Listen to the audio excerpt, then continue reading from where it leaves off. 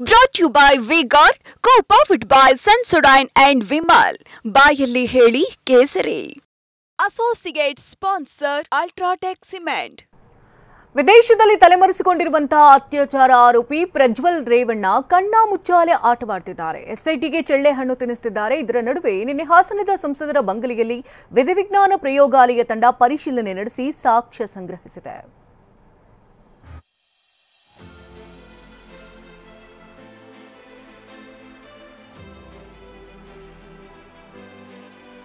ಹದಿನೇಳು ದಿನ ಕಳೆದರೂ ಪತ್ತೆಯಾಗದ ಅತ್ಯಾಚಾರ ಆರೋಪಿ ಪ್ರಜ್ವಲ್.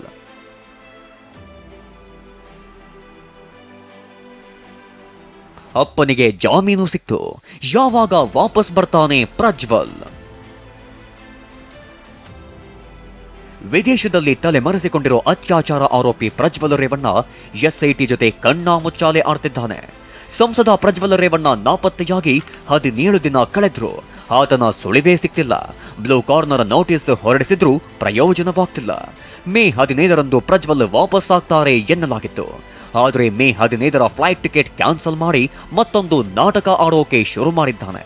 ಇದರ ನಡುವೆ ಇತ್ತ ರಾಜ್ಯದಲ್ಲಿ ಎಸ್ಐಟಿ ತನಿಖೆ ಚುರುಕುಗೊಳಿಸಿದೆ. ನಿನ್ನೆ ಅತ್ಯಾಚಾರ ನಡೆದಿದೆ ಎನ್ನಲಾದ ಸಂಸದನ ಮನೆಯಲ್ಲಿ ವಿಧಿವಿಜ್ಞಾನ ಪ್ರಯೋಗಾಲಯದಿಂದ ತಂಡ ಸಾಕ್ಷ್ಯ ಸಂಗ್ರಹಿಸಿದೆ.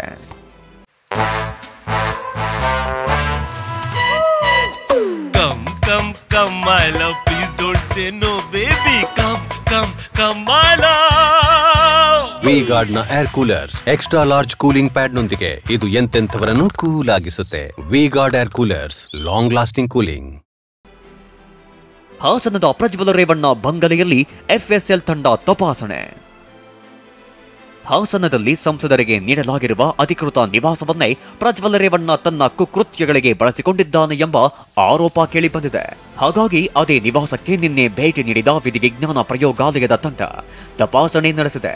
ಆ ನಿವಾಸದಲ್ಲಿಯೂ ಅತ್ಯಾಚಾರ, ಲೈಂಗಿಕ ಕಿರುಕುಳ ಪ್ರಕರಣಗಳು ನಡೆದಿವೆ ಎನ್ನಲಾಗಿದೆ.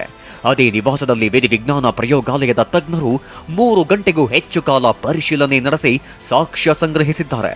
ಇದಾದ ನಂತರ ಹೊಳೆನರಸೀಪುರದಲ್ಲಿರೋ ರೇವಣ್ಣ ನಿವಾಸದಲ್ಲೂ ಎಫ್ಎಸ್ಎಲ್ ತಂಡ ಪರಿಶೀಲನೆ ನಡೆಸಿ ಮಹತ್ವದ ಸಾಕ್ಷ್ಯಗಳನ್ನ ಕಲೆ ಹಾಕಿದೆ. ಅರೆಸ್ಟ್ ಆಗಿರೋ ವ್ಯಕ್ತಿ ನನ್ನ ಪಿಎ ಅಲ್ಲ ಎಂದ ಪ್ರೀತಂ ಗೌಡ. ನವೀನ್ ಗೌಡ ವಿರುದ್ಧ ದೂರು ನೀಡಿದ ಶಾಸಕ ಎ ಮಂಜು. ಅಶ್ಲೀಲ ವಿಡಿಯೋ ಹಂಚಿದ ಆರೋಪದಲ್ಲಿ ಪ್ರೀತಂ ಗೌಡ ಆಪ್ತ ಲಿಖಿತ್ ಮತ್ತು ಕಚೇರಿ ಸಿಬ್ಬಂದಿ ಚೇತನ್ ಅನ್ನ ಬಂಧಿಸಲಾಗಿದೆ. ಆದರೆ ಈ ಬಗ್ಗೆ ಪ್ರತಿಕ್ರಿಯಿಸಿರೋ ಮಾಜಿ ಶಾಸಕ ಪ್ರೀತಂ ಗೌಡ, ಬಂಧನವಾಗಿರೋರು ನನ್ನ ಪಿಎ ಅಲ್ಲ ಎಂದಿದ್ದಾರೆ. ಇನ್ನು ಎ ಮಂಜುಗೆ ಪೆನ್ ಡ್ರೈವ್ ಕೊಟ್ಟಿದ್ದಾಗಿ ಹೇಳಿದ್ದ ನವೀನ್ ಗೌಡ ವಿರುದ್ಧ ಶಾಸಕ ಎ ಮಂಜು ದೂರು ದಾಖಲಿಸಿದ್ದಾರೆ. ನಿಮ್ಗೆ ಮಾಹಿತಿಗೆ ಹೇಳ್ತೀನಿ, ನನ್ನ ಪಿಎ ಅಲ್ಲ ಮೊದಲನೇದು.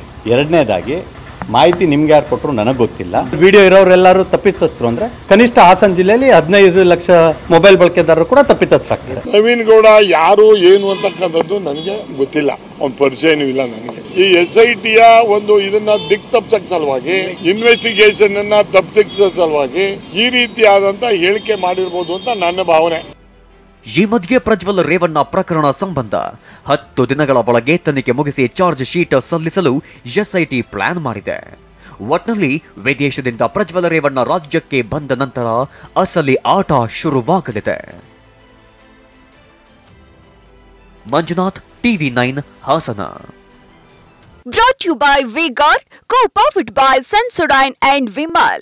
ಬಾಯಲ್ಲಿ ಹೇಳಿ ಕೇಸರಿ. Associate sponsor Ultratech Cement.